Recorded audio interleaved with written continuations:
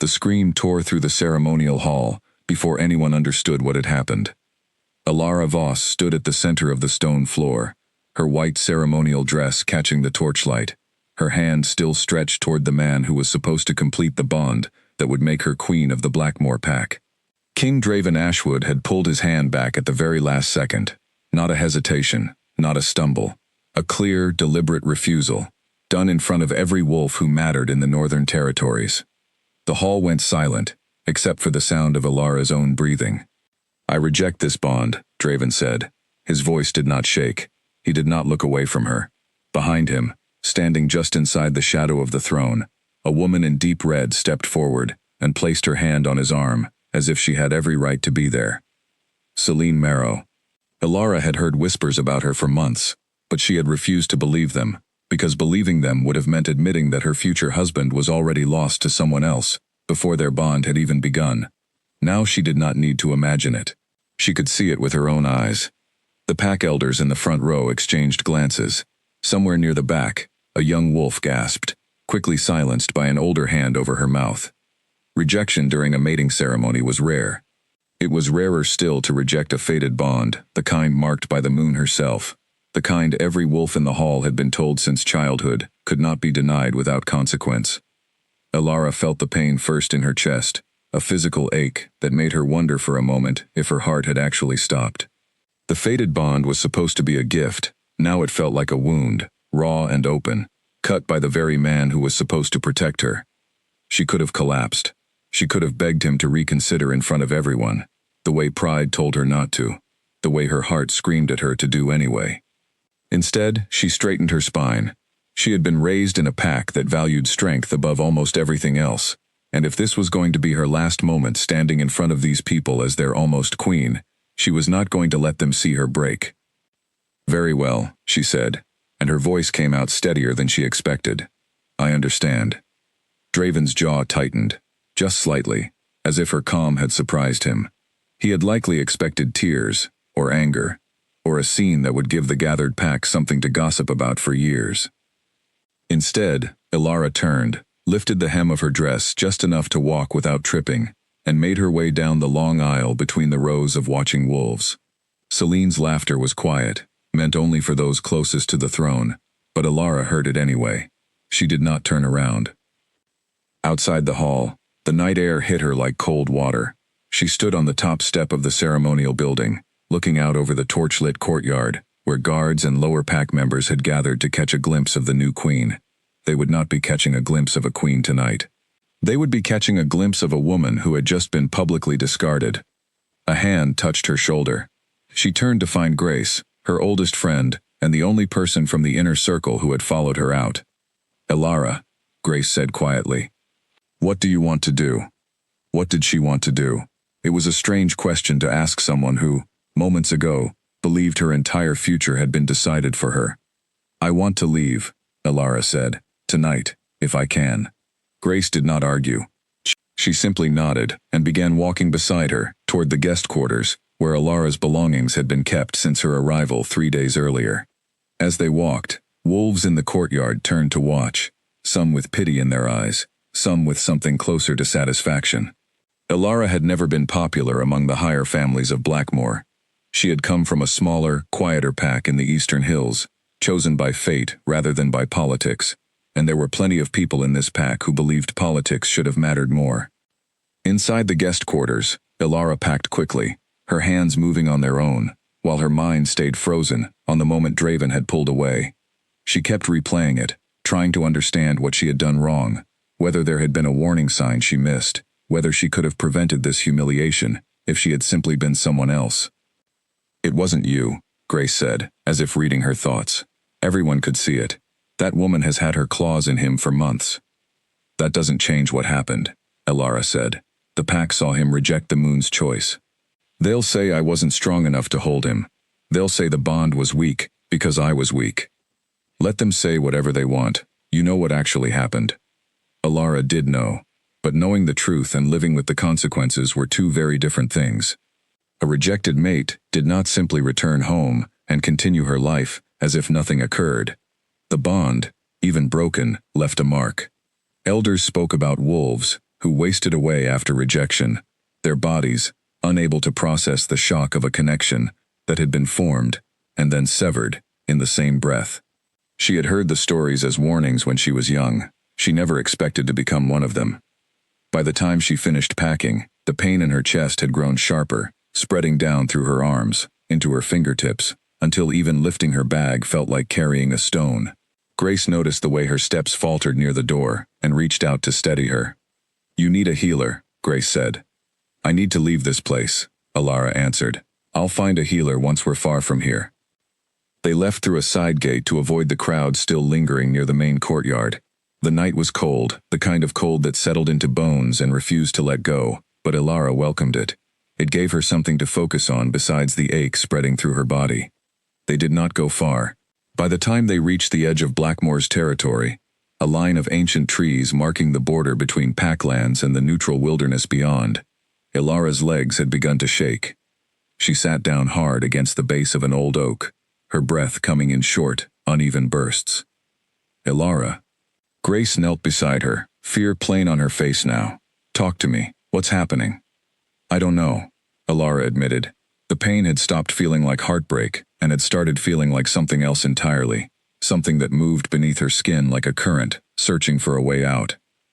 Her vision blurred at the edges. For a terrifying moment, she thought this might be exactly what the old stories warned about, the slow unraveling that came after a fated rejection, the kind that ended in death. Then, just as suddenly as it began, the pain eased, not disappeared. Eased, the way a held breath finally releases. Alara sat gasping against the tree, sweat cooling on her skin despite the winter air, and looked down at her own hands. They looked the same. Ordinary hands, pale in the moonlight, nothing about them different from an hour earlier. But something inside her had shifted. She could feel it, a quiet hum beneath her ribs that had not been there before the ceremony, something patient and enormous, like a sleeping animal that had just opened one eye. "What was that?" Grace whispered.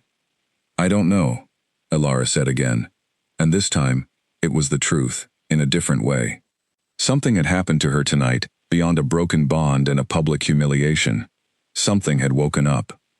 They spent the rest of the night in a small inn on the border of neutral territory, run by an old wolf named Old Cassian, who asked no questions and charged a fair price for a warm room. Ilara barely slept. Every time she closed her eyes, she felt that same quiet hum beneath her skin, patient and waiting, as if it were counting the hours until she was ready to notice it properly. In the morning, Grace insisted on finding a healer, despite Ilara's protests that the worst of the pain had passed. They found one 2 villages over, an elderly woman named Ines who specialized in treating wolves suffering from broken bonds. Ines examined Ilara carefully, checking her pulse, her eyes, the color beneath her fingernails, all the small signs that spoke to a healer trained in reading a wolf's condition.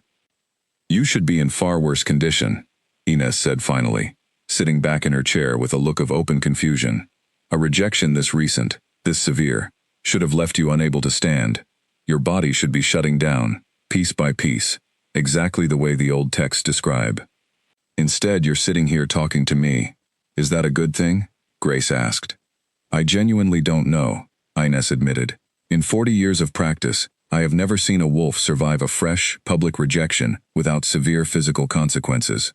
Either you are far stronger than any wolf I have treated, or something is protecting you that I don't understand." Ilara thought of the hum beneath her skin, the patient, waiting presence that had settled into her chest sometime during the walk to the border. She did not mention it. She was not entirely sure how to explain something she barely understood herself, and some instinct, quiet but firm, told her to keep it private until she knew more. Ines checked her eyes one more time, tilting Ilara's chin toward the light streaming through the window. For a moment, the healer's expression flickered, something between surprise and unease crossing her face, before she carefully smoothed it away. "What is it?" Ilara asked. "Nothing," Ines said, releasing her chin. "A trick of the light. You should rest. Whatever is keeping you standing, don't waste it by pushing yourself too hard, too soon." Ilara nodded, though she noticed the healer did not quite meet her eyes again for the rest of the visit. Something had changed in her, something visible enough that a stranger could see it in the color of her eyes, and she intended to find out exactly what it was. That evening, while Grace slept in the room they shared, Ilara sat by the window and looked at her own reflection in the dark glass. Her eyes, ordinarily a warm brown, caught the moonlight in a strange way, a faint silver ring around the edges that she had never noticed before. She blinked, and it was gone. She blinked again, and for just a moment, it returned. She thought of the hum beneath her ribs. She thought of Draven's face as he pulled his hand away, of Celine's quiet laughter, of the pack that had watched her walk out of that hall without a single voice raised in her defense. Whatever this new thing inside her was, she decided that night she was not going to be afraid of it. If the pack believed she had left Blackmore as a broken, rejected woman, they were about to be very wrong. Something had chosen her tonight, even as her mate had chosen someone else. And she intended to find out exactly what it was. The next morning, Grace found her already dressed and packing what little she owned into her travel bag, her expression calm, in a way that unsettled her friend more than tears would have. "Where are we going?" Grace asked. "East," Ilara said. "There are old wolves out there, in the neutral lands, who remember things the pack elders would rather forget. I want to find them." "Ilara, you don't know anything about what's happening to you. It could be dangerous." "Everything about tonight has been dangerous," Ilara said, tying the last strap on her bag. "I'd rather understand what's happening inside me than sit somewhere safe, wondering." Grace studied her for a long moment, then sighed, and reached for her own bag. "Then I'm coming with you." "You don't have to." "I know," Grace said, "but you're my friend, and something is clearly happening to you that none of us understand. I'm not letting you walk into that alone." Ilara felt a rush of gratitude so strong it nearly brought tears to her eyes, the first real emotion to break through the numbness since the ceremony. She nodded, unable to trust her voice for a moment, and the two of them left the inn together, walking east toward the wildlands, where old stories still lived in the memories of the wolves who told them.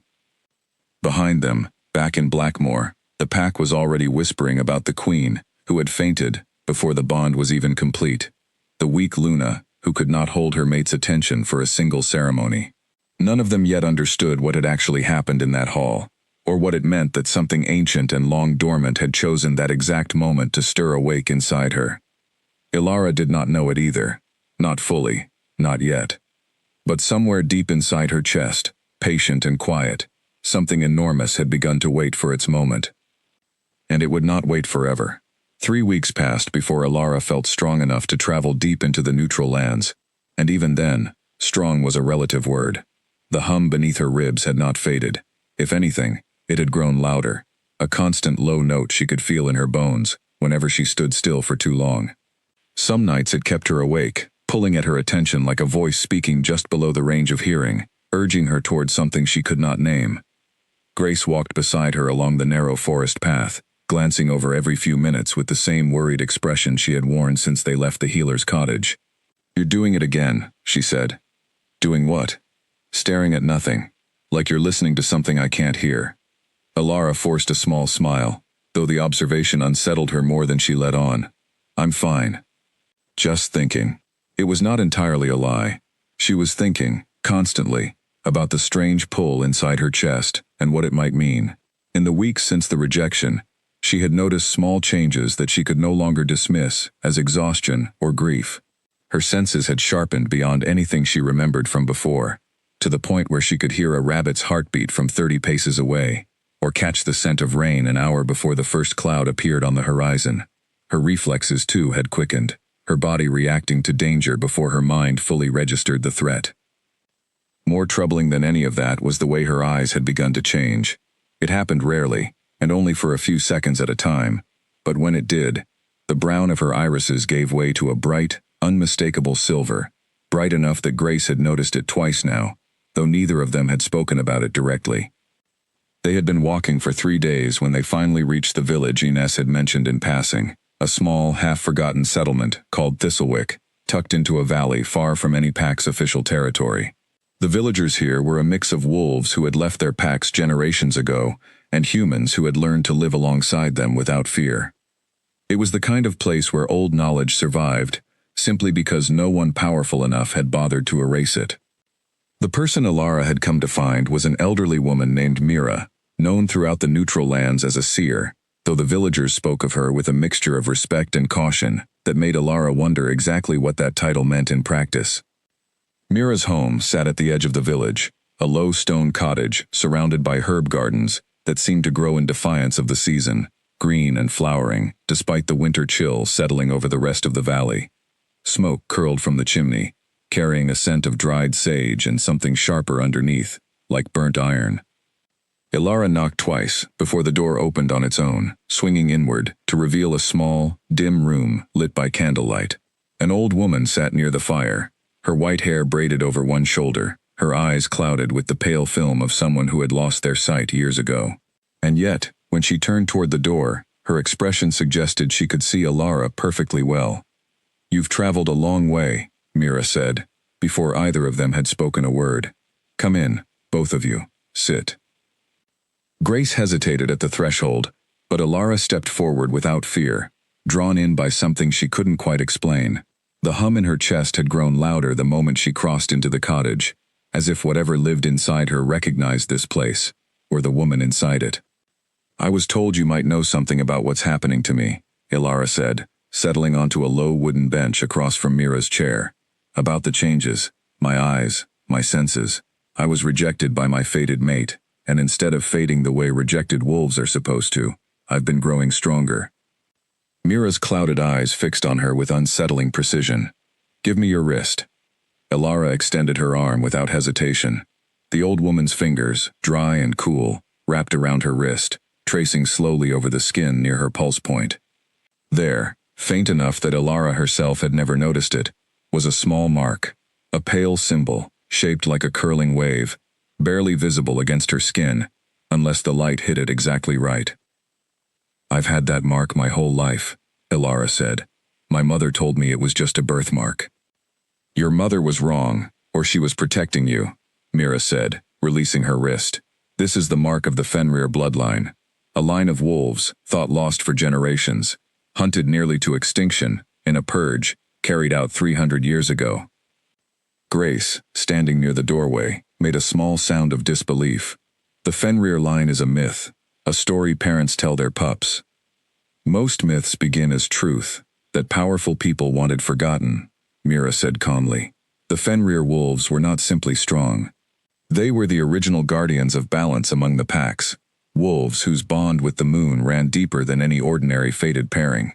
It's said that when a Fenrir wolf's bond is broken by betrayal rather than natural circumstance, the moon herself intervenes, awakening the wolf's true nature rather than allowing her to fade."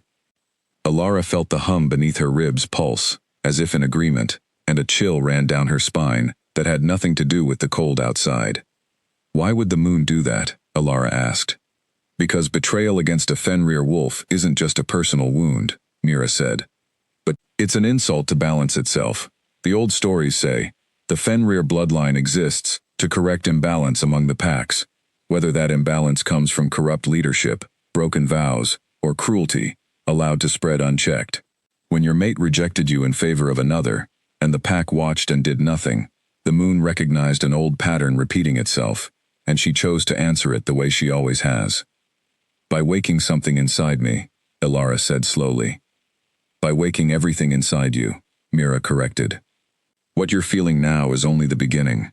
The hum in your chest, the sharpened senses, the flickers in your eyes. These are the earliest signs of an awakening that hasn't fully happened yet. When it does, you won't simply be stronger than an ordinary wolf. You'll carry the true form of the Fenrir line, a wolf larger and more powerful than anything currently living among the packs." Grace finally moved from the doorway, crossing the small room to sit beside Alara, her hand finding her friend's in silent support. "Why was the bloodline purged in the first place?" Mira's expression darkened, the candlelight throwing deep shadows across her weathered face. "Because power like that frightens those who hold power already. 300 years ago, the Fenrir wolves grew too strong, too respected among the packs, and a king who feared losing his throne to their influence ordered them destroyed. Entire families were hunted down over the course of a single winter. The purge was thorough enough that most packs today don't even remember the Fenrir wolves existed, let alone that a king's ancestor was responsible for wiping them out. Which king? Ilara asked, though something in her chest already suspected the answer before Mira spoke it. The Ashwood line, Mira said quietly. The same bloodline that rules Blackmoor today. The room seemed to grow colder. Ilara sat very still, processing the weight of what she had just been told. Draven's ancestors had ordered the destruction of her own bloodline centuries ago, and now, through some cruel twist of fate, she had been chosen as his mate, only to be rejected by him in the exact same hall where his family's crimes had once been decided. Does he know?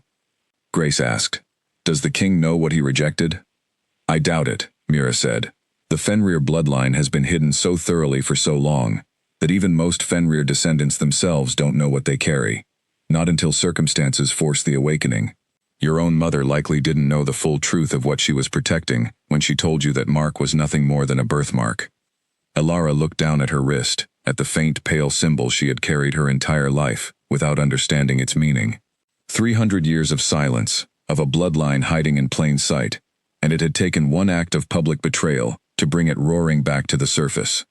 What happens now? Ilara asked.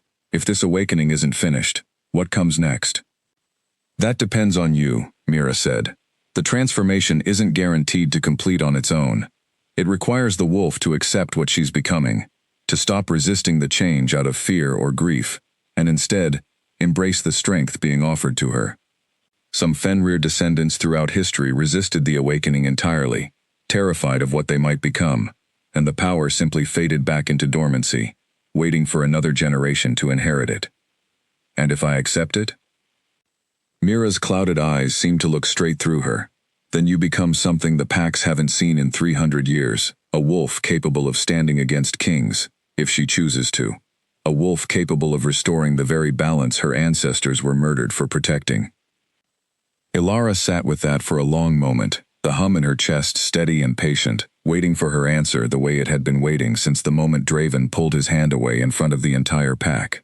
She thought of Celine's quiet laughter, of the elders who had said nothing in her defense, of the long walk out of that hall with her head held high, while her heart shattered behind a calm expression. She had told herself that night that she would not be afraid of whatever was happening inside her. Sitting in Mira's candlelit cottage, 300 years of hidden history laid bare in front of her, she found that promise easier to keep than she expected. I accept it, Ilara said, and the hum in her chest answered with something that felt almost like relief. Mira nodded slowly, as if she had expected nothing less. Then your training begins now. What you're carrying inside you is powerful, but power without control is as dangerous to you as it is to anyone else. There are those in the neutral lands who once served the Fenrir line, wolves who kept the old knowledge alive in secret, waiting for a day like this one. I can take you to them, if you're willing to make the journey. How far? Grace asked. 2 days north, along the mountain paths, Mira said. It won't be an easy journey, and what waits for you there won't be an easy training.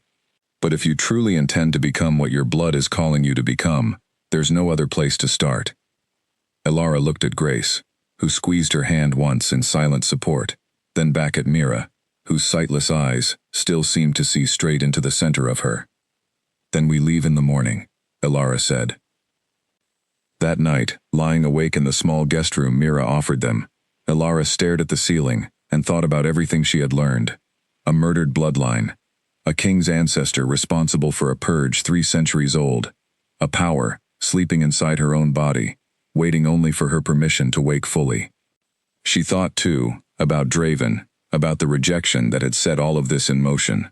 Somewhere in Blackmoor, he was almost certainly continuing his life with Celine at his side, unaware that the woman he cast aside carried a bloodline his own family had once tried to erase from history. Let him believe she had faded quietly into obscurity, Ilara thought, closing her eyes as the hum in her chest settled into something like a steady heartbeat, patient and sure. Let the whole pack believe the rejected Luna had simply disappeared. When she returned, if she returned, it would not be as the broken woman who walked out of that ceremonial hall. It would be as something the Ashwood line had spent 300 years trying to make sure never existed again. And this time, no one would be able to reject what she had become. The mountain path north of Thistlewick was steeper than anything Alara had walked before, narrow enough in places that she and Grace had to move single file, their boots slipping on loose stone as the wind cut sharp against their faces. Mira had given them careful directions before they left, along with a warning that the rogue pack they were seeking did not welcome strangers easily, and that Alara would need to prove herself before they agreed to help her. "How exactly do I prove myself to wolves I've never met?" Alara had asked. "You'll know when the moment comes," Mira had said, offering no further explanation, which had left Alara turning the question over in her mind for the entire 2 days of travel. By the time they reached the ridge overlooking the hidden valley Mira had described, the sun was beginning to set, painting the sky in deep shades of orange and violet. Below them, tucked between 2 mountain peaks in a valley invisible from any main road, sat a small settlement built from timber and stone, smoke rising from a dozen chimneys, wolves moving between buildings, with the easy confidence of people who had lived somewhere long enough to know every corner of it.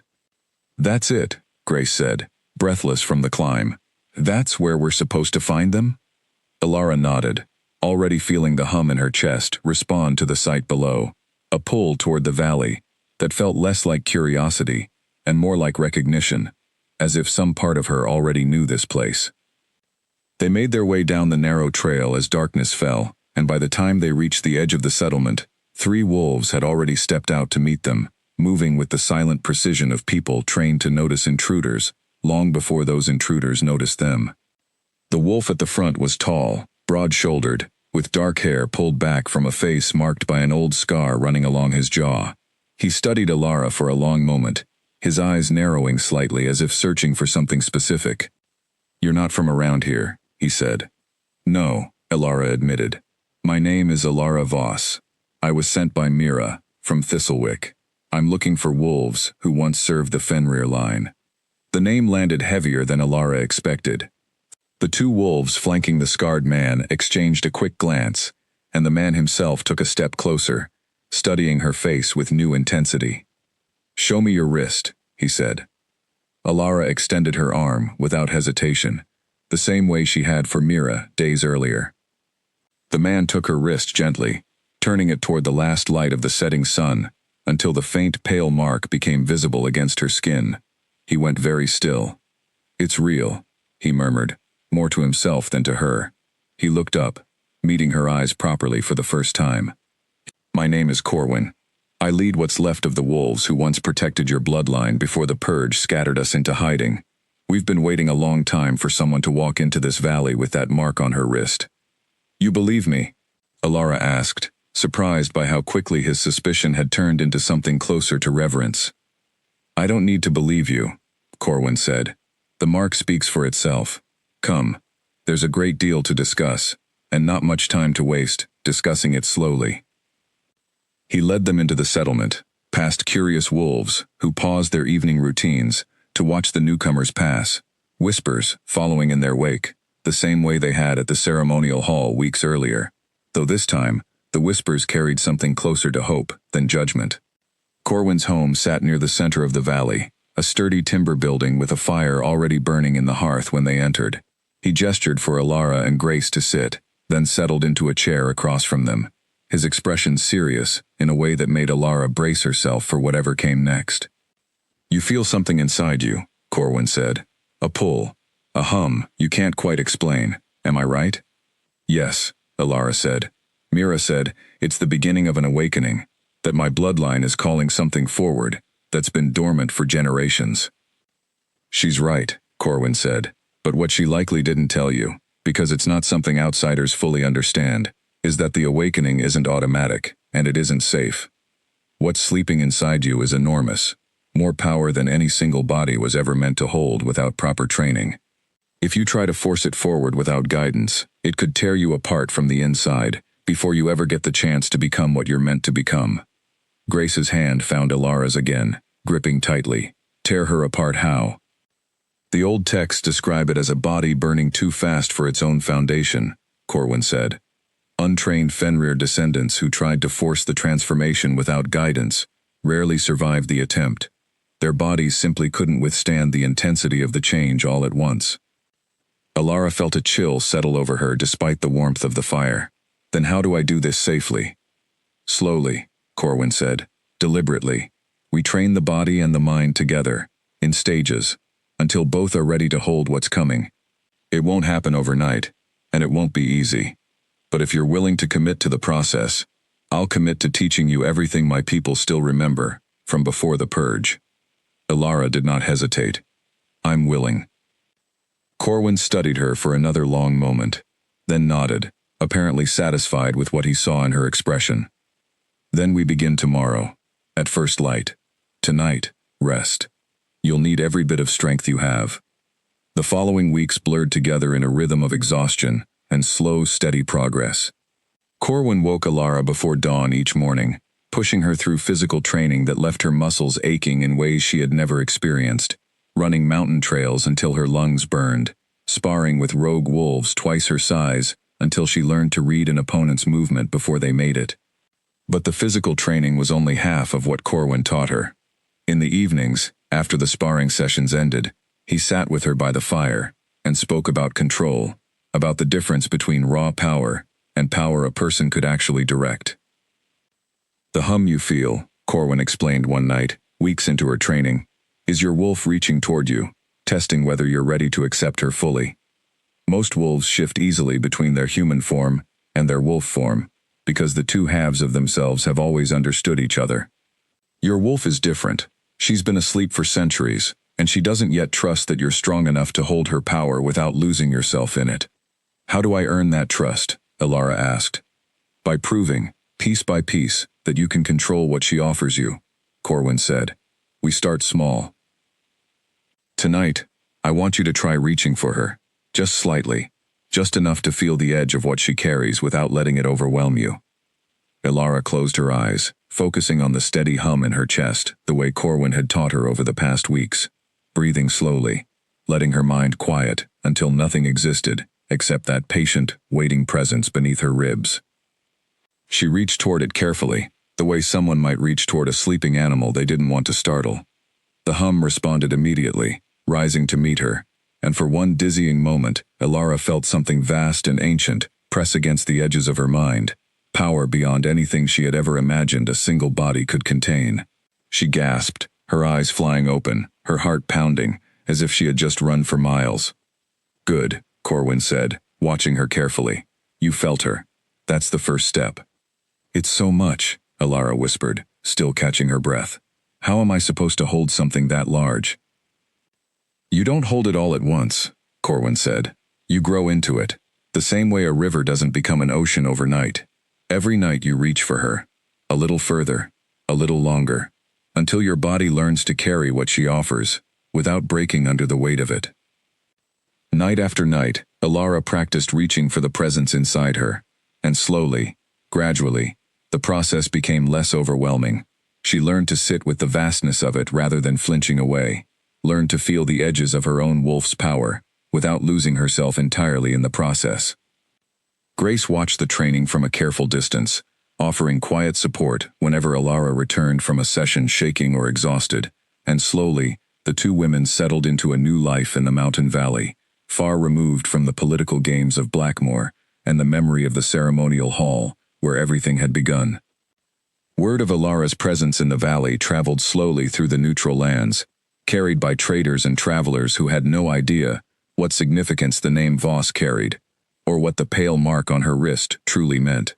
But word traveled nonetheless, drifting through villages and eventually reaching ears far beyond the mountain settlement, ears that belonged to people who had every reason to take an interest in rumors of a wolf training under the guidance of Fenrir loyalists. Back in Blackmore, life continued in Ilara's absence. Draven ruled beside Selene, who had wasted no time settling into the role of unofficial Luna, despite the fact that no proper bond existed between them. The pack, for the most part, accepted the arrangement without much protest, though quiet murmurs occasionally surfaced about the wisdom of a king who had rejected a fated bond in favor of personal preference. Neither Draven nor Selene gave much thought to the woman who had walked out of the ceremonial hall weeks earlier. As far as they knew, she had disappeared into the neutral lands, likely broken beyond recovery by the shock of rejection, a problem that had solved itself simply by fading quietly into irrelevance. They had no idea that, in a hidden valley 2 days north of the nearest village, that same woman was learning to reach into a power capable of shaking the foundations of everything the Ashwood line had built. They had no idea, and for now, that ignorance suited Ilara perfectly well. Celine Marrow had learned long ago that power was rarely given freely. It had to be taken, carefully, patiently, in small pieces that no one noticed until it was too late to stop her. She had spent years perfecting that skill, first within her own smaller pack, and later within the walls of Blackmoor, where she had set her sights on the one prize worth more than any other, the throne beside King Draven Ashwood. The rejection ceremony had gone exactly as she planned.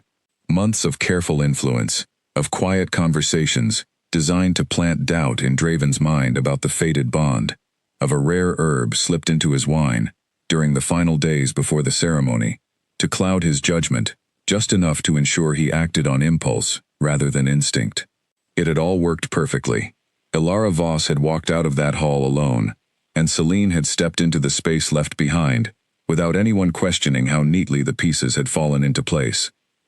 But perfect plans, Celine was learning, rarely stayed perfect forever. It began with small things. Draven grew distracted during pack meetings, his attention drifting toward matters that Celine struggled to manage on her own. A dispute over grazing rights between two border villages, something Ilara likely would have resolved with careful diplomacy, instead spiraled into a weeks-long conflict, because Celine's solution favored the family who offered her the most personal advantage, rather than the fairest outcome for the pack as a whole. Draven noticed. He said nothing directly, but Celine caught the way his jaw tightened during the follow-up meeting, the way his eyes lingered on her a beat too long, as if reassessing something he had previously taken for granted. "You could have consulted the elders before making that decision," he said afterward, once they were alone in his private study. "I made the decision I thought was best," Celine replied smoothly, though irritation flickered beneath her calm exterior. "You trusted me to handle it." "I trusted you to handle it well," Draven said. "The border villages are furious. We've spent 2 weeks cleaning up a mess that a fair ruling would have avoided entirely." Celine forced a patient smile, reaching for his hand the way she always did when she needed to redirect his attention away from uncomfortable truths. "I'll do better next time. These things take practice, Draven. I wasn't raised to lead a pack the way she was." The comparison slipped out before she fully considered it, and she watched Draven's expression shift at the mention of Ilara, something unreadable passing behind his eyes before he simply nodded and changed the subject. It happened more often after that, small moments where Draven's mind seemed to drift toward the woman he had rejected, comparisons he never spoke aloud, but that Celine could sense anyway, the way his patience grew thinner whenever her decisions caused problems that a more experienced Luna might have avoided. Celine told herself it meant nothing. Ilara Voss was gone, likely wasting away somewhere in the neutral lands the way rejected wolves always did, and whatever lingering doubts Draven carried would fade with time, the same way most doubts did when there was no one around to remind him of the alternative. She was wrong about that, though she had no way of knowing it yet. The herb she had used before the ceremony had a lingering effect she had not fully anticipated. Slowly, over the weeks following the rejection, its influence on Draven's judgment began to fade, and with it came a creeping clarity that made him question decisions he had made with unusual certainty in the days leading up to the ceremony. He remembered, with growing unease, how confident he had felt in his choice to reject the fated bond, a confidence that had felt less like his own conviction, and more like something pressed into him from outside. He remembered the strange metallic aftertaste in his wine during those final days, something he had dismissed at the time as an unfamiliar vintage, but that now nagged at the edges of his memory with uncomfortable persistence.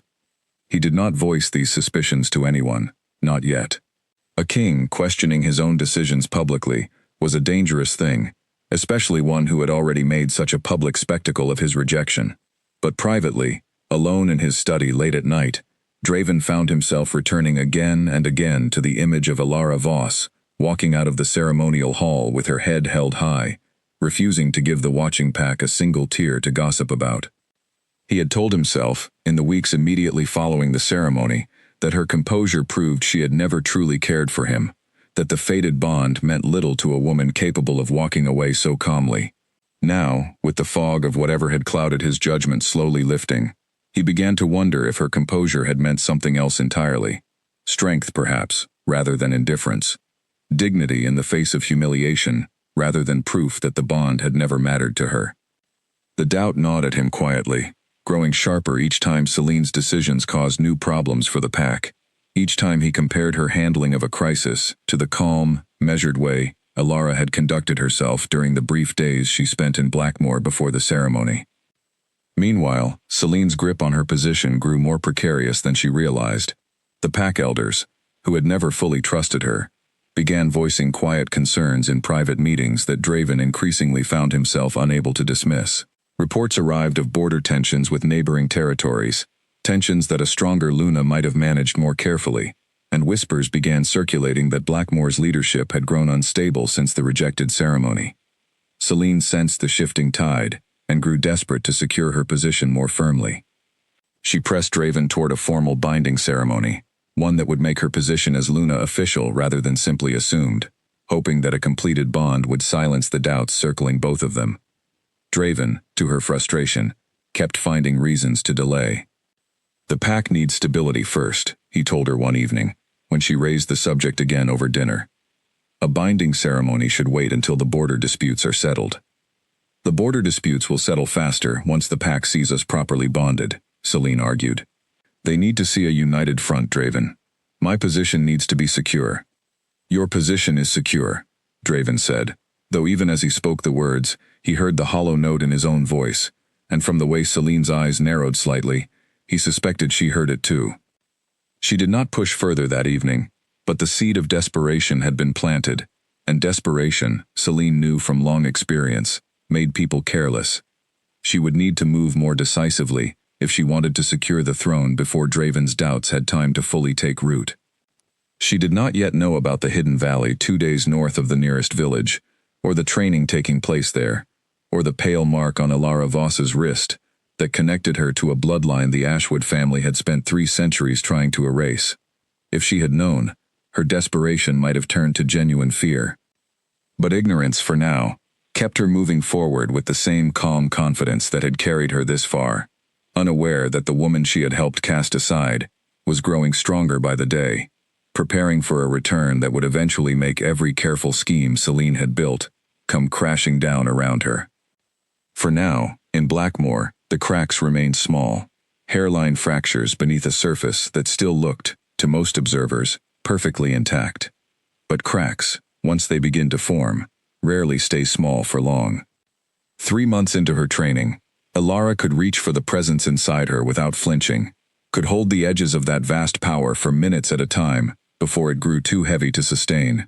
Corwin declared her ready for the next stage of preparation, though he warned her, more than once, that the coming months would test her in ways the physical training had not. "Control of the mind is only half the battle," he told her one crisp morning, as frost clung to the grass of the training field. "Now we build the body strong enough to carry what your mind has learned to hold."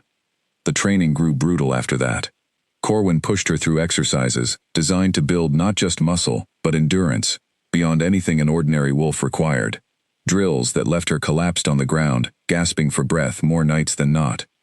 Grace watched from the sidelines, wincing sympathetically each time Alara stumbled, though she had learned by now not to interrupt the process, understanding on some level that her friend needed to push through this on her own.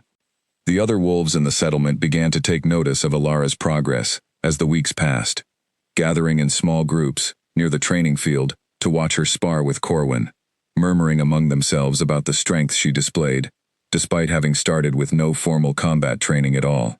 An older wolf named Liam, who had served the Fenrir line before the Purge scattered his family into hiding, took a particular interest in her progress, occasionally offering advice that Corwin himself sometimes deferred to.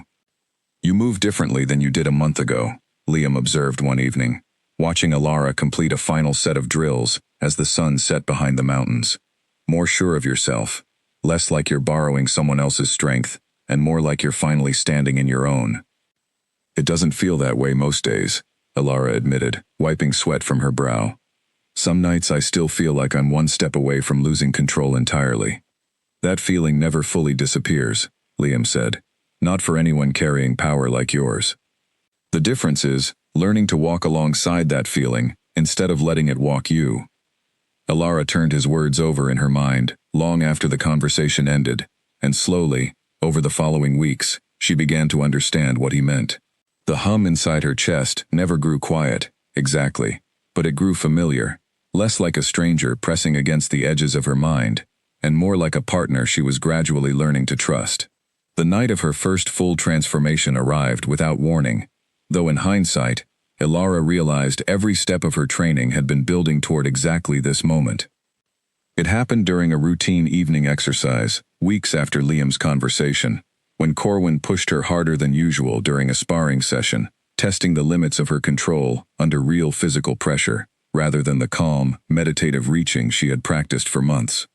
Something in the intensity of the match, the exhaustion pulling at her muscles, combined with the adrenaline flooding her system, cracked open a door that had previously stayed carefully closed. The hum inside her chest surged forward without her invitation, rushing through her body, with a force that made her gasp and stumble backward. Corwin, sensing immediately what was happening, called out a sharp warning to the other wolves nearby, clearing the training field, as Alara's body began to change in ways that defied everything she had expected. Bones shifted beneath her skin, not with the pain she had braced for, but with something closer to relief, as if her body had been waiting for this exact moment for years. Fur rippled across her arms and legs, silver in color, catching the last light of the setting sun. Her vision sharpened impossibly, colors and details flooding in with a clarity that overwhelmed her human senses. When the transformation finished, she stood on 4 powerful legs, her body larger than any wolf she had ever seen, her fur gleaming silver under the darkening sky. The training field fell completely silent.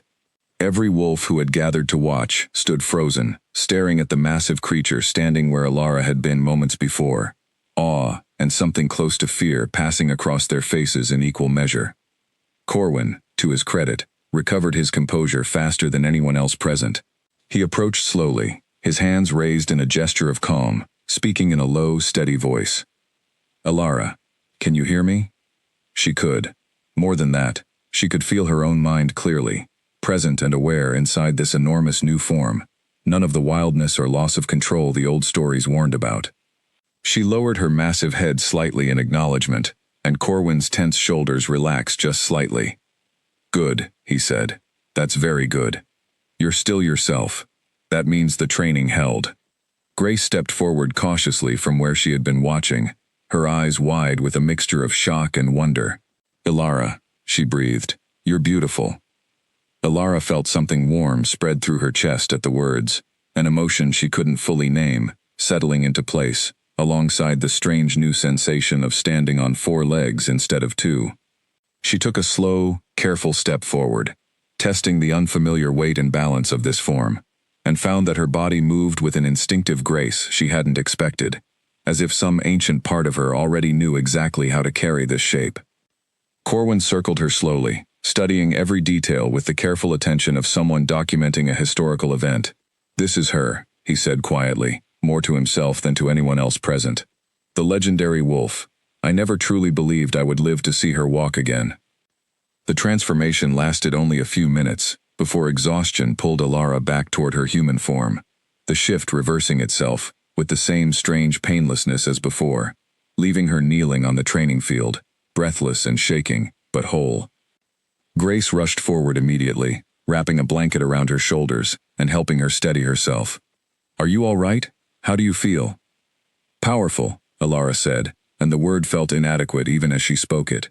"I felt powerful, Grace, not out of control, not overwhelmed, just powerful, and completely myself at the same time."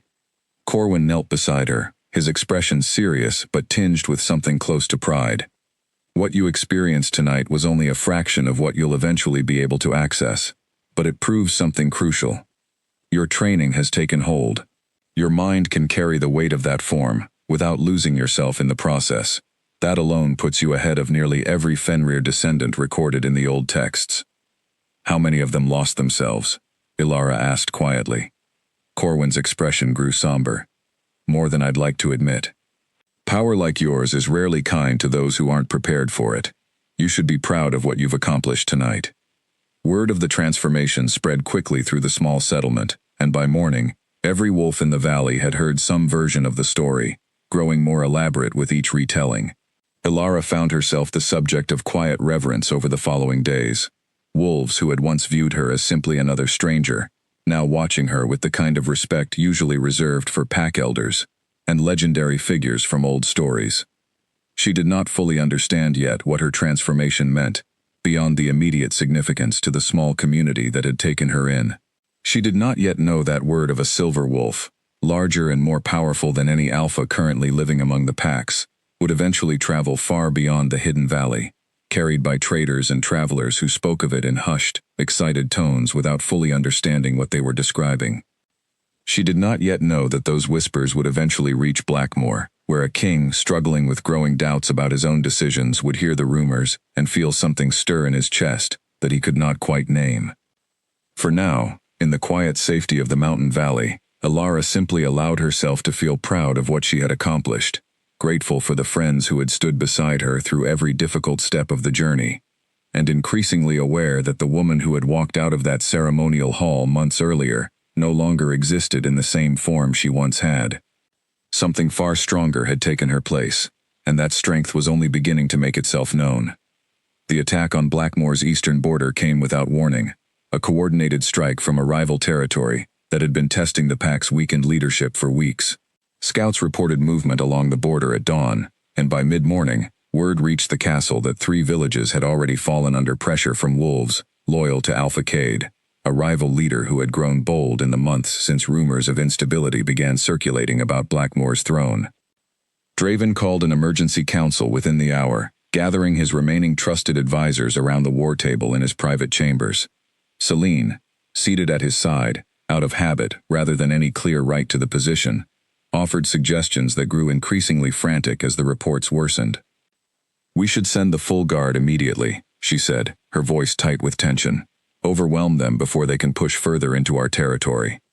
The full guard would leave the capital undefended, one of the elders, an older wolf named Corin, pointed out carefully. "If this attack is a distraction meant to draw our forces away from the heart of Blackmoor, sending everyone east could be exactly what Cade wants." Celine's jaw tightened at the correction, but she pressed forward regardless. "Then send enough to end this quickly. Every day we hesitate, Cade gains more ground." Draven studied the map spread across the table, tracing the border villages with his finger, his expression carefully neutral despite the tension gathering in his shoulders. Celine's instinct wasn't entirely wrong, but her plan lacked the careful consideration a crisis like this demanded, a pattern he had noticed repeating itself in nearly every decision she had made since assuming her unofficial role at his side. "We split the forces," Draven said finally, "a defensive line along the capital, and a smaller, faster unit to reinforce the border villages directly. We move quickly, but we don't leave ourselves exposed." Celine opened her mouth to argue, but the elders around the table nodded in agreement with Draven's plan, and she fell silent, frustration flickering behind her carefully composed expression. The following days tested Blackmoor in ways it had not been tested in years. Reports arrived hourly, some promising, others grim, as the reinforced border villages fought to hold their ground against Cade's forces. Draven spent long hours coordinating the defense personally, growing increasingly exhausted as the conflict stretched on without a clear resolution in sight. Celine, meanwhile, struggled to find her footing amid the chaos. She had spent months mastering the art of political maneuvering within the safety of the castle walls, but the pressure of an actual military crisis exposed gaps in her judgment that she had never needed to confront before.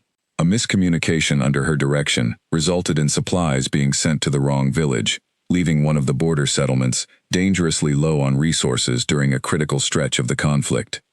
Draven's patience, already thin from the strain of the crisis, finally cracked during a late-night council meeting when the extent of the supply error became clear. "How did this happen?" he demanded, his voice sharper than Celine had ever heard directed at her. "I misread the initial reports," Celine admitted, though she quickly added, "The information coming in has been chaotic, Draven. Anyone could have made that mistake under this kind of pressure." "Ilara wouldn't have," Corin said quietly, and the room fell silent at the mention of the name that had gone largely unspoken since the rejection ceremony. Draven's eyes flickered toward the elder, something complicated passing behind them, before he turned back to the map without responding directly to the comment. But Celine saw it, the way his expression had shifted, and dread settled deep in her stomach. The comparison, once spoken aloud, seemed to hang over every subsequent decision made in that war room. Draven found himself, more and more often, wondering how Elara would have handled each crisis that arose, wondering whether her calm, measured presence might have prevented some of the chaos that had cost Blackmore valuable ground during the early days of the conflict. The border conflict eventually stabilized, thanks largely to the skill of Blackmore's warriors, rather than any particular brilliance in leadership from the castle. But the cost had been high. 2 villages remained partially damaged, resources had been strained thin, and the pack's confidence in its current leadership had taken a visible hit. In the aftermath, whispered conversations spread through Blackmore's halls, comparing the current crisis to how smoothly things might have gone under different circumstances, under a different Luna, one whose composure under pressure had been evident even during her brief, humiliating time in the pack before the rejection ceremony. Draven heard these whispers, even when no one intended for him to. He found himself, late at night, standing alone on the castle balcony, overlooking the territory he ruled, turning the events of the rejection ceremony over in his mind, again and again, searching for the moment his judgment had first begun to slip. He remembered, with growing clarity now that months had passed since the strange metallic taste had lingered in his wine, the way his certainty about rejecting the bond had felt oddly detached from his own instincts, as if he had been following a script written by someone else, rather than making a decision that truly belonged to him. He had not spoken these suspicions aloud to anyone, not even to the elders he trusted most, but the doubt had grown too large to ignore entirely. Something about that ceremony had not been right, and increasingly, he suspected Celine knew far more about what had happened that night than she had ever admitted. He watched her more carefully after the border conflict ended, noting small inconsistencies in the stories she told about her past, the way certain topics made her uncharacteristically evasive, the subtle but persistent gap between the confident, composed woman she presented to the pack and the increasingly anxious figure who paced their private chambers late into the night, worried about a bond ceremony she kept pressing him to schedule. He did not yet have proof of anything, but the seeds of doubt Celine had once planted so carefully in his own mind had begun, slowly and inevitably, to sprout doubts of an entirely different kind, ones aimed directly back at her. Meanwhile, far to the north, word of the border conflict reached the hidden mountain valley, through traders passing through Thistlewick, carried alongside other news of the outside world that occasionally drifted into the isolated community.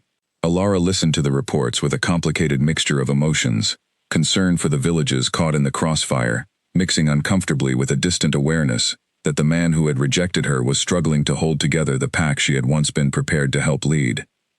"You could go back," Grace said quietly, watching her friend's expression as the news settled over her. "You could offer to help if the border conflict continues." "I'm not ready," Elara said, though the words carried less certainty than they once might have. "My training isn't finished. If I go back now, I go back as someone still learning to control what I've become. That's not the return I want." "Then when will you be ready?" Elara looked toward the mountains rising beyond the settlement, thinking of the transformation she had experienced weeks earlier, the powerful silver wolf that had emerged from within her for those brief, extraordinary minutes. "When I can hold that form for longer than a few minutes, when I can control it under real pressure, not just during careful training exercises. When I go back, I want it to matter. I want it to change everything." Grace nodded slowly, understanding the weight behind her friend's words. "Then we keep training." "Then we keep training," Elara agreed, and turned back toward the settlement, where Corwin was already waiting, ready to push her further along the path that would, eventually, lead her back to Blackmore, as someone entirely different from the woman who had walked out of that ceremonial hall months earlier. Neither of them yet knew how soon that return would need to come, or how dramatically the circumstances calling her back would test everything she had learned. The mercenaries arrived at the edge of the mountain valley, on a cold morning, 6 months after Elara had begun her training, moving through the forest with the practiced silence of professional hunters, who had done this kind of work many times before. They had not come looking for the Fenrir settlement specifically. Word had simply reached them, through the same scattered rumors that traveled through trading posts and border villages, of rogue wolves living in an isolated valley, with pelts rumored to fetch a high price among certain buyers who valued rarity above all else. Corwin's people had lived in peace for so long, hidden from the politics and violence of the larger packs, that few among them remained prepared for a direct assault. The mercenaries struck at dawn, when the settlement was at its most vulnerable, catching the outer watch by surprise before anyone had time to sound a proper alarm. Ilara woke to the sound of shouting, her body moving before her mind had fully caught up to what was happening. She threw open the door of the small cabin she shared with Grace, and stepped into chaos, smoke already rising from one of the outer buildings, wolves scrambling to grab weapons, while others fell back protecting the children and elderly who could not fight. "Stay behind me," she told Grace, though her friend had already grabbed a hunting knife from the wall and showed no intention of retreating. They moved together, toward the center of the settlement, where the fighting had grown thickest. Corwin was already there, fighting alongside a handful of other trained wolves, against a group of mercenaries who fought with cold, practiced efficiency, clearly skilled at hunting creatures far less prepared for combat than the settlement's leader. Ilara felt the hum in her chest surge the moment she registered the danger closing in around the people who had become her family over the past 6 months. Fear for Grace, for Corwin, for Liam and the children she had watched grow comfortable enough around her to laugh and play near the training field during her exercises, all of it crashed together into something fierce and protective that demanded release. She did not fight the pull this time. She embraced it. The transformation happened faster than it ever had during her controlled training sessions, her body shifting with a speed that would have frightened her months earlier, but now felt like an extension of her own will, rather than something separate from it. Bones rearranged, fur rippled silver across her expanding form, and within seconds, she stood on 4 powerful legs, larger and more imposing than the wolf that had first emerged during that evening training session, her presence alone causing several of the mercenaries to freeze mid-motion. A tense silence fell over the clearing, as every eye turned toward her, mercenaries and settlement wolves alike staring at the massive silver creature that had appeared seemingly from nowhere. One of the mercenaries, apparently the leader of the group, raised his weapon with a shout, either too greedy or too foolish to recognize the danger standing before him. Ilara moved before he could close the distance, faster than anything her human form could have managed, closing the gap between them in a single powerful stride. She did not kill him. Some instinct, deeper than anger, guided her movements with precision rather than fury, disarming him with a controlled strike that sent his weapon flying and left him staring up at her in stunned, wide-eyed terror. The message was clear enough without unnecessary violence. She could end this confrontation however she chose, and mercy was simply the choice she was making. The remaining mercenaries, watching their leader disarmed so effortlessly, began to retreat, no longer interested in whatever pelts they had originally hoped to claim, now that the true nature of their target had revealed itself. Corwin and the other settlement wolves used the opening to press their advantage, driving the intruders back toward the tree line, until the last of them fled the valley entirely, disappearing into the forest with the kind of speed that suggested they had no intention of returning. The clearing fell quiet in the aftermath, smoke still curling from the damaged building, wolves slowly emerging from wherever they had taken shelter to survey the aftermath of the attack. Ilara stood at the center of it all, her massive silver form catching the early morning light, breathing hard from the exertion of the fight but steady, controlled, entirely herself despite the intensity of what had just occurred. Corwin approached slowly, the same careful reverence in his expression that Ilara remembered from her first transformation, months earlier, though this time it was mixed with something closer to awe at what she had just accomplished under real, dangerous pressure. "You saved us," he said quietly. "All of us." Ilara felt the pull of exhaustion tugging at the edges of her control, but she held the form a moment longer, looking around the clearing at the people she had come to care for so deeply over the past 6 months, at Grace, standing nearby, with tears of relief streaming down her face, at the children peering out from behind their parents with wide, curious eyes rather than fear. Slowly, deliberately, she allowed the transformation to reverse, shifting back into her human form with far more control than she had managed during her first attempt, kneeling on the ground, but not collapsing this time, her body handling the transition with a grace that spoke to months of dedicated training. Grace reached her first, pulling her into a fierce embrace. "You were incredible," she whispered. "Absolutely incredible." Corwin knelt beside them, studying Alara, with an expression that had shifted, somewhere in the past few minutes, from teacher observing a student, to something closer to genuine respect for an equal. "What you did today, holding that form under real threat, moving with that kind of control and precision, that's not something the old texts describe many Fenrir descendants achieving, even after years of training. You've accomplished in 6 months what should have taken far longer." "I had good reason," Alara said, still catching her breath. "I wasn't going to let anything happen to this place, to any of you." Word of the attack, and of the Silver Wolf who had single-handedly driven off a group of professional mercenaries, spread through the neutral lands with a speed that surprised even Corwin, who had lived among wolves who valued discretion for most of his life. Traders who passed through the settlement in the following weeks carried the story with them, embellishing details with each retelling, until the tale of a massive silver wolf, powerful beyond anything seen among the packs in living memory, had traveled far beyond the borders of the hidden valley. The story reached Thistlewick within days, carried by the same traders who had first brought word of the settlement's location to Alara months earlier.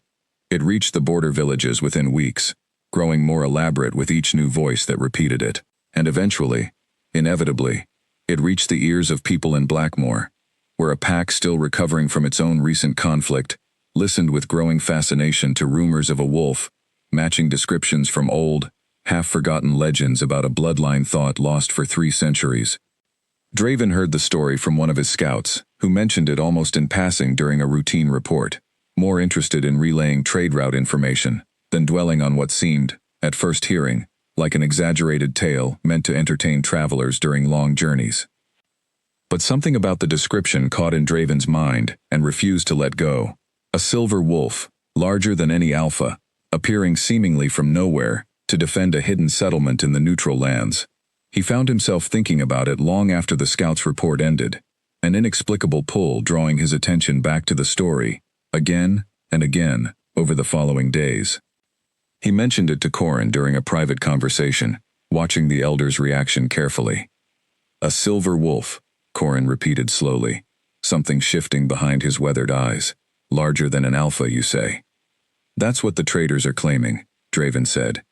"It sounds like exaggeration to me. Stories grow with each retelling." "Perhaps," Corin said, though his tone carried a weight that suggested he did not fully believe his own words. "Or perhaps some old stories are finally proving true, after 3 centuries of silence." Draven pressed him further, but Corin, uncharacteristically evasive, offered nothing more concrete, only a suggestion that Draven consider looking into the pack's older historical records, the ones kept in the deepest archives of the castle library, records that predated even the founding of the current Ashwood Line's rule over Blackmoor. That night, alone in the castle library long after the rest of the pack had retired for the evening, Draven began searching through documents older than any he had ever bothered to examine before, driven by a restlessness he could not fully explain, pulled forward by the same inexplicable instinct that had kept the Silver Wolf story circling through his thoughts for days.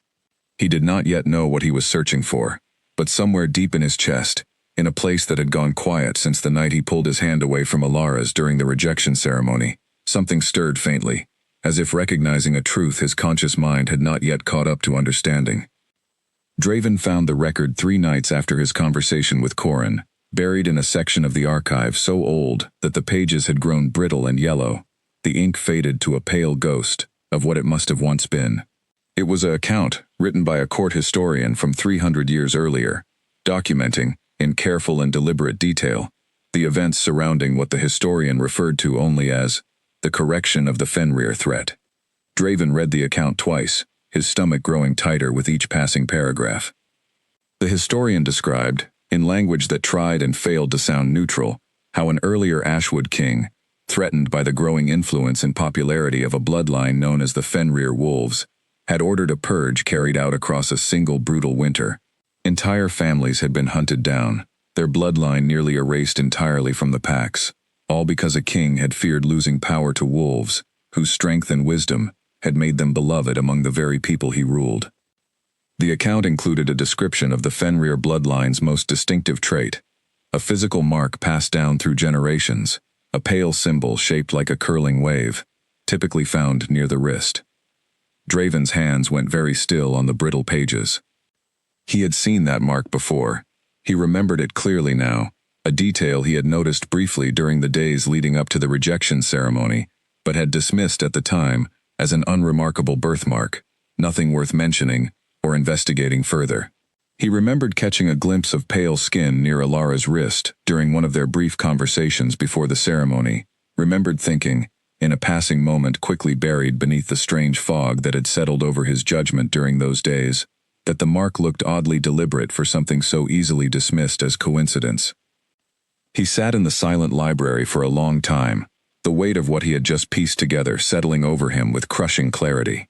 Alara Voss, the woman he had publicly rejected in front of his entire pack, likely carried the blood of a bloodline his own ancestors had tried to exterminate 3 centuries earlier. And now, according to rumors traveling through the neutral lands, a silver wolf matching descriptions from legends about the Fenrir line's true form had appeared, defending a hidden settlement from mercenary attackers, with power beyond anything seen among current packs. The pieces fit together, with a certainty that made his chest ache. He thought again of the metallic taste that had lingered in his wine during the days before the ceremony, of the strange, detached certainty that had guided his decision to reject the bond, a certainty that had felt, even at the time, disconnected from his own genuine instincts.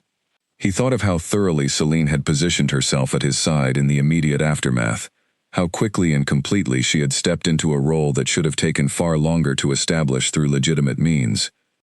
He rose from the archive table abruptly, the old document still clutched in his hand, and made his way through the quiet castle halls toward Celine's private chambers, his mind racing through questions he should have asked months earlier. She was awake when he arrived, seated at her vanity, brushing out her dark hair in the candlelight.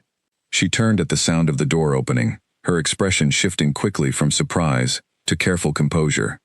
"Draven, it's late. Is something wrong?" He held up the brittle document, watching her face carefully as he spoke. "Tell me about the wine you served me the week before the rejection ceremony." Something flickered behind Celine's eyes, gone almost as quickly as it appeared, but Draven had spent enough time watching her carefully over the past months to catch it.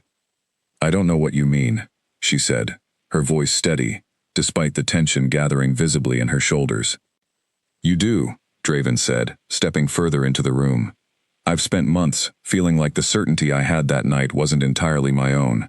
I dismissed it as grief, as confusion, as anything other than what it actually was. But I remember the taste in my wine during those final days. Metallic, unfamiliar. I dismissed it as an unusual vintage at the time." "Draven, this is ridiculous," Celine said, rising from her seat, though her composure had begun to crack visibly now. "You're exhausted. You're reading too much into old records and old memories." "Am I?" Draven asked. "Because I also found this tonight." He set the document down on the small table between them, tapping the description of the Fenrir bloodline's distinctive mark. A pale symbol, shaped like a curling wave, near the wrist. "I saw that mark on Alara's wrist before the ceremony, and I dismissed it.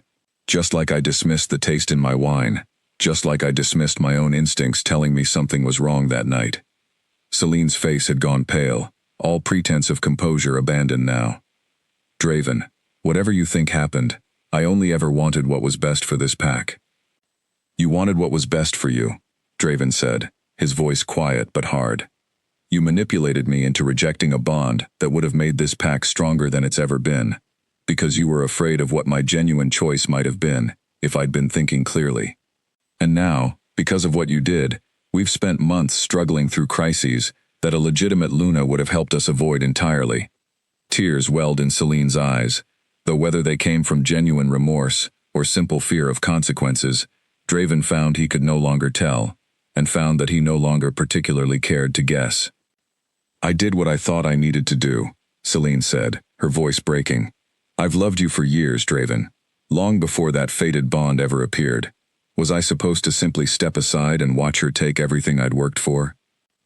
"You were supposed to respect my choice," Draven said. "Instead, you took it from me entirely."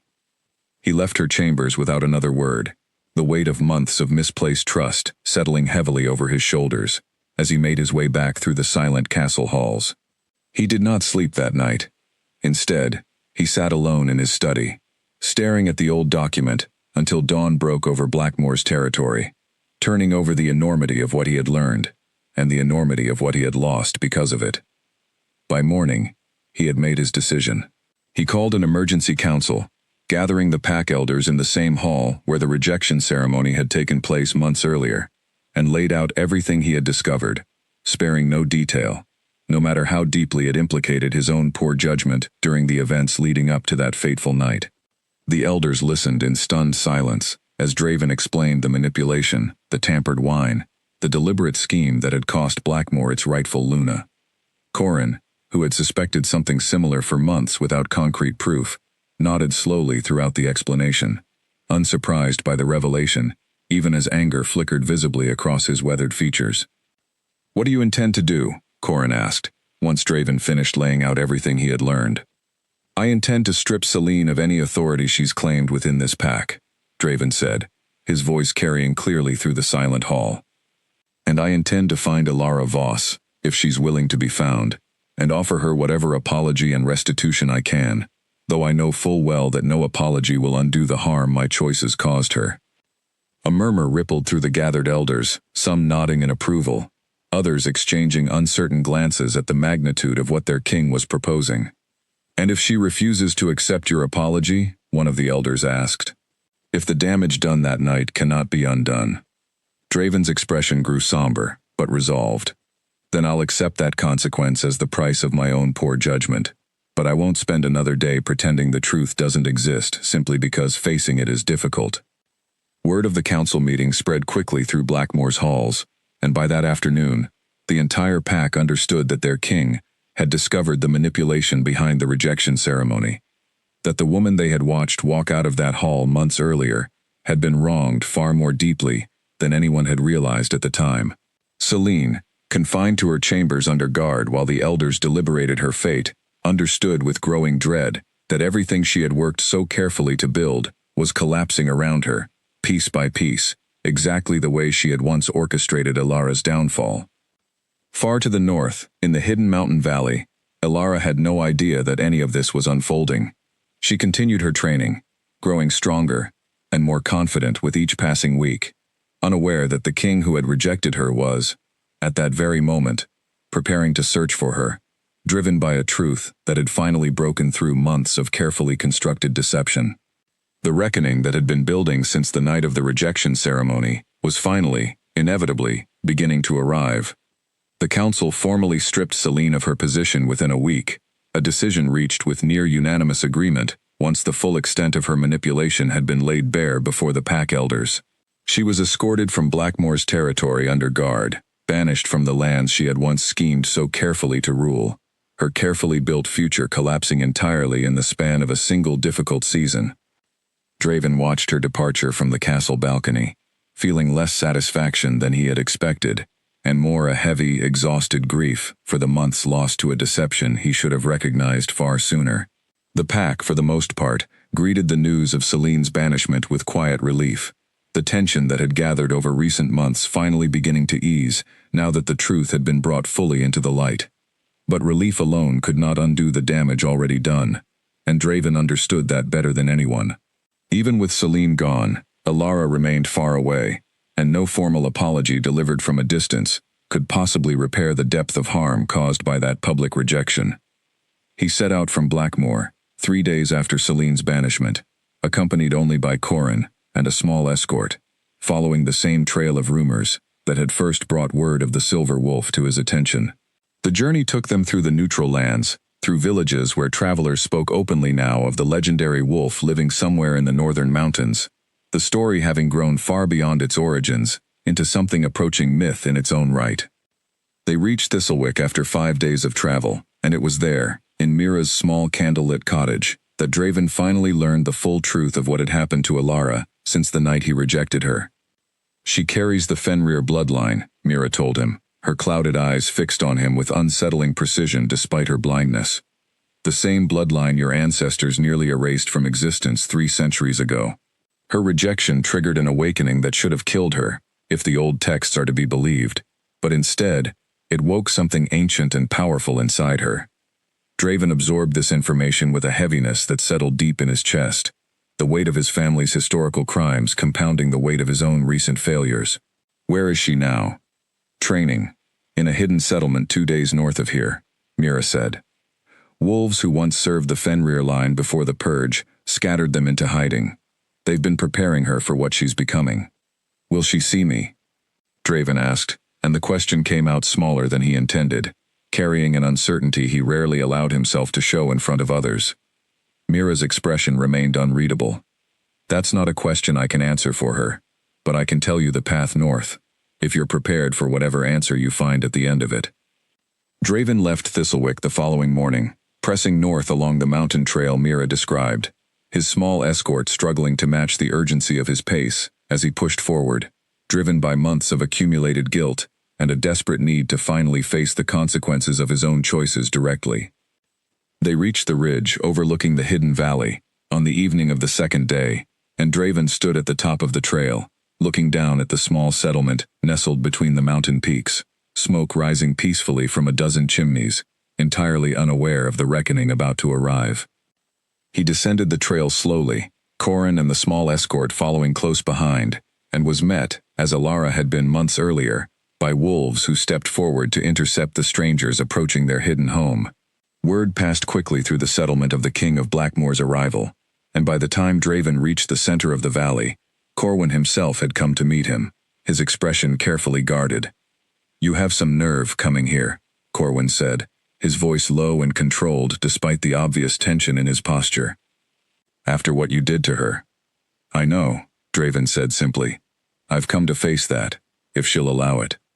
Corwin studied him for a long moment, weighing something Draven could not fully read, before finally nodding toward a path leading further into the settlement. "She's at the training field. I won't stop you from speaking with her, but understand this.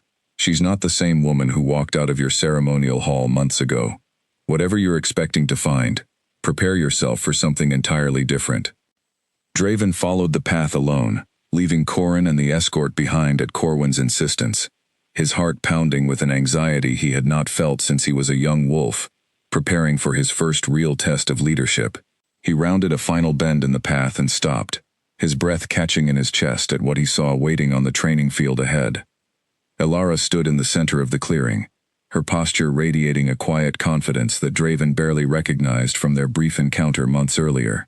She wore simple training clothes, her hair pulled back from her face, and even from a distance, Draven could see the change in her, something settled and powerful in the way she carried herself that had not been present before. She turned as he approached, and for a long moment, neither of them spoke. Draven searched her expression for some sign of what she might be feeling, but found only careful, guarded composure, the same strength she had shown while walking out of the ceremonial hall all those months ago. "Ilara," he said finally, her name feeling strange and heavy on his tongue after so many months of silence between them. "Draven," she replied, her voice steady, giving nothing away. "I know what happened that night," he said, the words rushing out, before he could carefully arrange them into something more eloquent. "I know about the wine, about Celine's manipulation. I know now what you carry, what your bloodline means, what my own family's history did to your ancestors. I've stripped Celine of any authority she held. I've come to apologize, though I understand that no apology can undo what happened."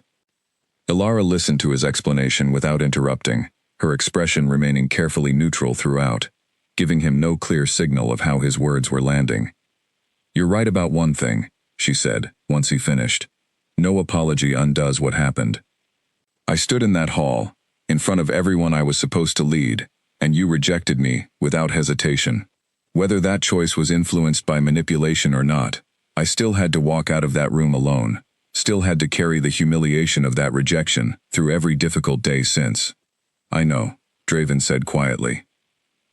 "I'm not asking you to forget any of that. I'm asking for the chance to make it right, in whatever way you'll allow." Ilara studied him for a long moment, and Draven forced himself to hold her gaze, despite the discomfort of being so thoroughly examined by someone he had wronged so deeply. Finally she spoke, her voice measured but firm. "I'm not the woman who left Blackmoor months ago, Draven. I've spent this time becoming someone else entirely, someone who doesn't need your crown, or your throne, or your validation to know her own worth. If we're going to talk about what comes next, it needs to happen on those terms. Not because you've decided I'm worth reconsidering now that the truth has come out, but because you understand, I stand as an equal, regardless of whatever bond exists between us.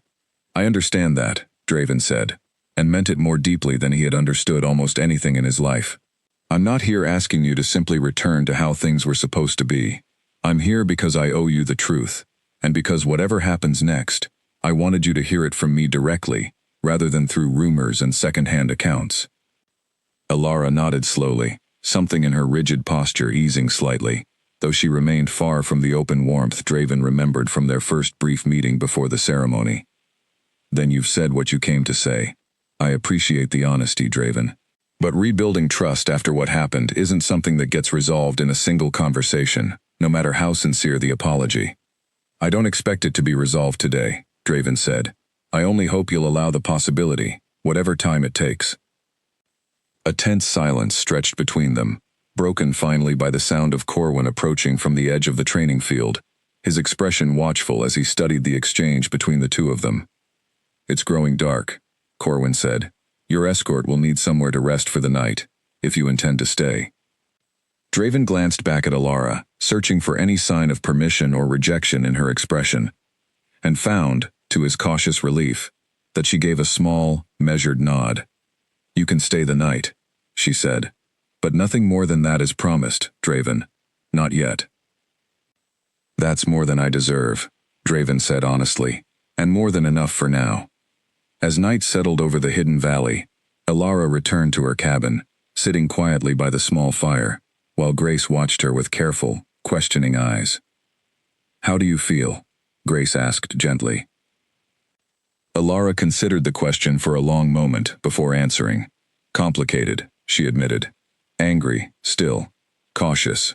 But something in me is glad the truth finally came out. Glad he came all this way to face it directly, rather than hiding behind rumors and distance. Do you think you'll go back with him? Alara looked toward the mountains rising dark against the night sky, thinking of the training still ahead of her, of the power still growing inside her that she had not yet fully mastered, of the border conflict looming in Blackmore's near future that would eventually demand a strength greater than anything currently available to the pack. Not yet, she said finally. But perhaps, eventually, on my own terms rather than his. Outside, in the guest quarters Corwin had arranged for him, Draven lay awake long into the night, replaying the conversation in his mind, understanding clearly now that whatever future existed between them would need to be built slowly, carefully, and entirely on the foundation of trust he still had to earn. The reckoning had arrived. What came next remained, for the first time in months, genuinely uncertain, and entirely in Alara's hands rather than his own. The messenger arrived at the mountain settlement 3 weeks after Draven's departure, exhausted from a hard ride through the neutral lands, carrying news that made Corwin's expression turn grim the moment he finished reading the sealed letter addressed to Alara.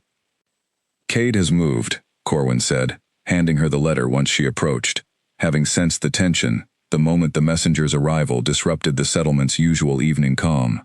A full assault this time, not just a border skirmish.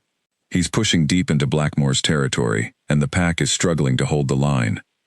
Alara read the letter quickly, Draven's handwriting steady despite the urgency of the message. He was not asking for her help, she noted carefully. He had made a point of stating clearly that he understood, if she chose not to involve herself in a conflict she owed nothing to, that he was simply keeping his word to be honest with her about what was happening, regardless of what she decided to do with that information. The restraint in his words struck her more deeply than a direct plea for help would have. What do you want to do? Grace asked, watching her friend's expression carefully. Alara thought of the border villages she had never visited, but had heard so much about during her months of training, of the pack members who had watched her walk out of that ceremonial hall without raising a single voice in her defense, of Draven's careful restraint in a letter that could have easily leaned into desperate persuasion instead. She thought, too, of everything Corwin and Liam and the others had taught her over the past months, of the power she had grown to trust and control, of the purpose Mira had described when she first explained the significance of the mark on her wrist. The Fenrir bloodline existed to correct imbalance among the packs. A rival alpha, exploiting a moment of weakness to seize territory through force, represented exactly the kind of imbalance her ancestors had once stood against. "I'm going," she said finally, her voice carrying a certainty that left no room for argument. Not for Draven. For the pack members who never chose any of this, who are caught in the middle of a conflict that started with a betrayal none of them were responsible for. Corwin nodded slowly, unsurprised by her decision. "Then we prepare to leave at first light. You're ready for this, Ilara. More ready than you likely realize." The journey south took 4 days of hard travel, Ilara pushing herself and her small group of companions harder than she ever had, driven by a growing awareness that every day of delay cost Blackmore more ground against Cade's advancing forces. Grace rode beside her the entire way, refusing every suggestion that she remain behind in safety, and Corwin brought a handful of trained rogue wolves willing to fight alongside them, understanding the significance of what Ilara represented even if the wider packs did not yet fully grasp it. They arrived at Blackmore's border as the sun set on the 4th day, greeted by the distant sounds of battle still raging in the fading light, smoke rising from at least 2 villages that had clearly already fallen under Cade's assault. Ilara felt the hum in her chest surge at the sight, powerful and certain, no longer the uncertain presence that had first stirred inside her all those months ago in the aftermath of her rejection. She dismounted at the edge of the conflict, handing her horse's reins to Grace, and looked out over the chaotic battlefield spread before her. Wolves, fighting desperately against Cade's forces. Blackmore's defenses clearly stretched too thin to hold the line much longer. "Are you ready?" Corwin asked quietly, standing beside her. Ilara closed her eyes for a moment, reaching for the presence inside her chest, with the same careful, practiced control she had spent months developing, and felt it rise to meet her without hesitation, powerful and completely her own. "I'm ready," she said, and let the transformation take her. The change happened faster and more completely than anything she had experienced before, her body shifting into the massive silver form, with a fluid grace that spoke to months of dedicated training and, now, absolute certainty of purpose. She stood taller than any wolf on the battlefield, her silver fur catching the last light of the setting sun, and for a moment, the entire conflict seemed to pause, as both sides turned to stare at the impossible creature that had appeared at the border. She did not hesitate. She moved into the fight, with controlled, devastating precision, driving back Cade's forces with a strength that made even the most experienced fighters retreat, rather than risk facing her directly. Blackmore's defenders, exhausted and demoralized only moments earlier, found new strength watching the legendary Silver Wolf fight alongside them, rallying with renewed determination as the tide of the battle began to visibly shift. Draven, fighting near the center of the conflict, caught sight of the massive silver form cutting through Cade's forces, and felt something between disbelief and overwhelming relief flood through him.